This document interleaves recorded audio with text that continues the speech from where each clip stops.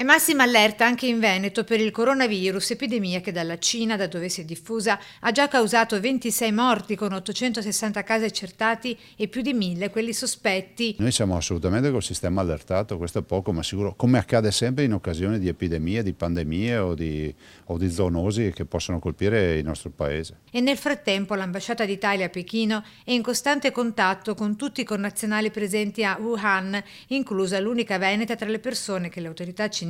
stanno tenendo in quarantena appunto nella stessa città, epicentro della diffusione del coronavirus. La studentessa veneziana Petra Vidali, 24 anni, che nuovamente interpellata, conferma di stare bene. Anche in Veneto già attivata, secondo disposizioni ministeriali, la task force con il protocollo da seguire di fronte a casi sospetti che vanno segnalati immediatamente entro le 24 ore dalla rilevazione. Noi abbiamo già un team al lavoro, c'è da dire che la partita del virus è una partita ancora molto, molto da scandagliare e anche per certi aspetti anche ignota, visto e considerato che ancora non si conosce